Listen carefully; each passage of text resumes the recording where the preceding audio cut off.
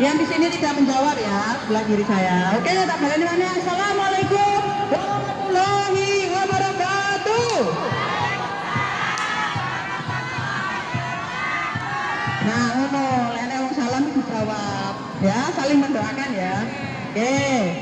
Sebelumnya, doakan sebelumnya ya. Iya, teman-teman masih semangat? Masih mau dihibur? Hiburan terus, aku yo kesel ya toh. Gantian aku sih ngomong, kok dihibur maneh ya. Oke, nah sebelumnya perkenalkan nama saya Jepi. Saya dari pengurus Pilar Hongkong atau Persatuan BMI Tolak Overcharging, dan juga saya sebagai pengurus KOBE Komunitas BMI Bebas Berkreasi yang juga merupakan salah satu anggotanya Pilar dan juga anggotanya kami Hongkong. Anggotanya kok akeh teman, ya nggak apa-apa, boleh kok ya. Nah di sini saya ingin tadi sudah disampaikan ya sama orang sama yang memberi sambutan sebelum saya, semuanya sudah ngomong nih, kami semua sudah ngomongnya TKI dan semua sudah ngomongnya tentang Maulid Nabi. Tapi hari ini saya tidak, aku pengen ngomongnya tentang overcharging. Ya, overcharging ini apa sih? Mungkin semuanya pada asing ya ngomongnya overcharging, atau malah nggak ngerti, atau wis paham tapi pura-pura tidak tahu atau nggak mau tahu. Itu nggak ngerti ya overcharging. Overcharging ini potongan potongan PT itu loh, potongan PT yang berlebihan. Ya, mungkin teman-teman di sini dulu sebelum berangkat ke Hong Kong ada nggak yang potongannya itu 7 bulan, 4 bulan, atau lagi 6 bulan. Bayarnya berapa satu bulannya? 2.000 lebih. Ya, ada yang 3.000. 3.000 kali 6, 3.000 kali 7. Nah, di situ aturannya sekarang kan itu zero cost nih. Zero cost itu ya maksudnya. Zero cost artinya kan nggak perlu bayar. Ya, artinya adalah pemerintah Indonesia ketika mengirimkan guru migran ke Hong Kong atau ke luar negeri itu tidak perlu membayar biaya potongan. Tapi pada prakteknya yang baru datang dari Indonesia ke Hong Kong atau ke Singapura atau kemana, itu masih dikenakan biaya potongan yang berlebihan. Nah, berlebihan itu piro? Nah, kalau dulu potongannya itu 3 bulan, 5 bulan, nggak hanya 3 bulan sih, 5 bulan paling enggak. Nah, kalau sekarang itu potongannya ada yang sampai setahun. Nah, kok bisa? Ya bisa. Karena apa? PT ngiming-ngimingi ketika masuk ke PT, ketika kita masuk ke PT, kita diiming-imingi dengan aturan zero cost yang tidak perlu bayar. Kenyataannya setelah sampai di Hongkong kita disuruh bayar, yang itu potongannya bisa sampai setahun. Ada nggak yang mengalami potongan PT atau potongan agen itu sampai setahun? Sekarang yang baru, ada nggak yang baru datang dari Indonesia? Nggak ada ini. Semuanya lama, ada lawas kata ini berarti ya. Tapi pernah mengalami. Nah, yang pernah mengalami, adakah yang berani melaporkan kasusnya ke KJRI dan juga melaporkannya ke pemerintah Indonesia? Nggak ada. Kenapa tidak melaporkan? Wedi kena denda, wedi dilapor nih, wedi kena tagihan, atau wedi diancam interminate karo agene. Bisa agene so interminate, wedinya interminate ya rata-rata. Padahal bayar potongan atau lunas atau tidaknya itu tidak menentukan kita di sini bisa finish kontrak, ya kan? Kita bayar bayar potongan lunas 6 bulan, bayar potongan 5 bulan, 7 bulan. Apakah kita akan dijamin bahwa kita akan finish kontrak dengan satu majikan tersebut?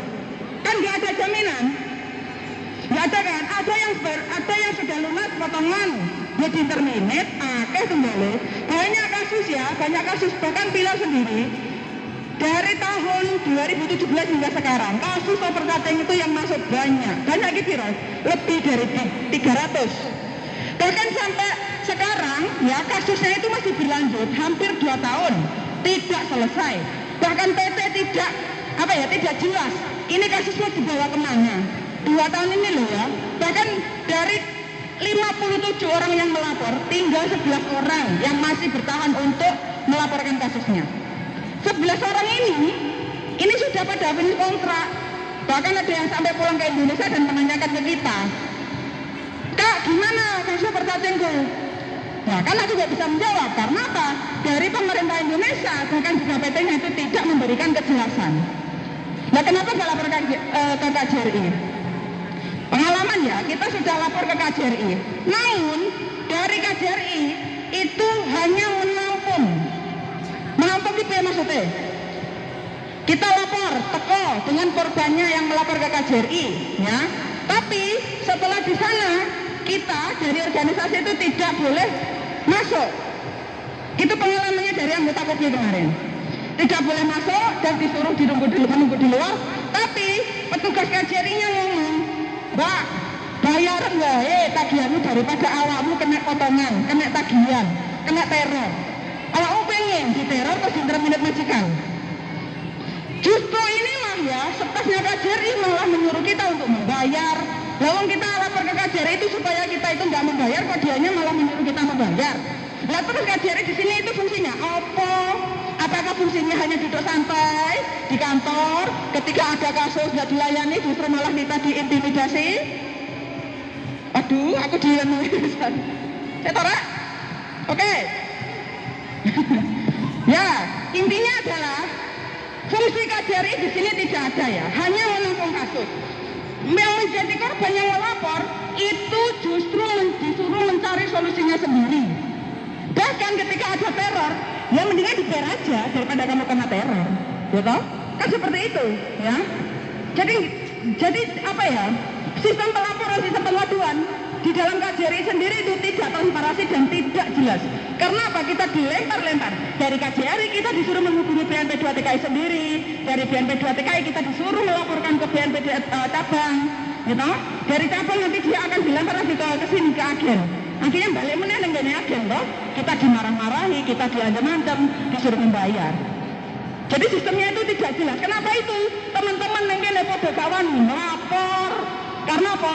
Selain suwe kasusnya juga nggak jelas, nggak ada jaminan uang itu akan dikembalikan. Tapi dengan perjuangan kawan-kawan, ya, teman-teman yang melaporkan kasus berkate, yang ini persatuannya, itu dokumennya ditahan di agen, dokumennya ditahan di PT itu bisa dikembalikan. Ya, dari kasus yang masuk dari PT Mustari itu ada sekitar 57.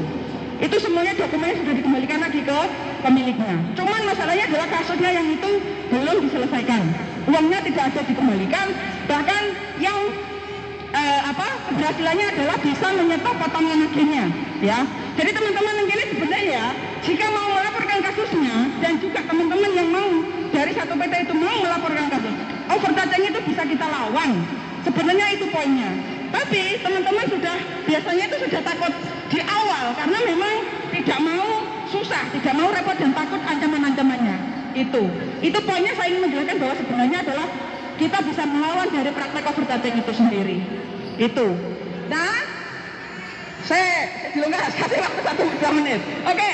Nah, teman-teman ya, perlu diketahui juga bahwa tenaga yang menangani kasus overcharging itu sangat minim sekali. Nah, jadi di sini saya ingin menegaskan bahwa ATKI perlu mencetak tenaga atau tenaga yang bisa membantu menangani kasus overcharging. Halo ATKI, bisa mendengar suara saya? Mana ATKI? Jadi tugasnya ke depan adalah membentuk tim penanganan kasus overcharging. Jadi ketika ada kasus yang masuk dari semua organisasi itu bisa punya tenaga paralegal yang itu bisa menangani kasus overcharging. Kira-kira siap ora ATKI? ATKI umurnya 22 tahun loh ini. Masa tenaganya gak ono? Iki kesempatan aku ngomong iki pas ulang tahun iki. Oke, ya, jadi kedepannya harapannya adalah ATKI tugasnya adalah membentuk tim paralegal yang itu bisa untuk menangani overcharging khususnya, dan juga tim paralegal lain yang itu bisa menangani kasus. Jangan hanya Nani, yang itu Nani Taiki atau Mbak Uci atau Bu Rosi atau siapa. Oke ya, mungkin dari itu ya aku disebabi. Oke, mungkin kalau ada teman-teman yang punya masalah bisa menghubungi saya ya, kalau ada yang punya kasus overcharging ya. Terima kasih sebelumnya. Wassalamualaikum warahmatullahi wabarakatuh.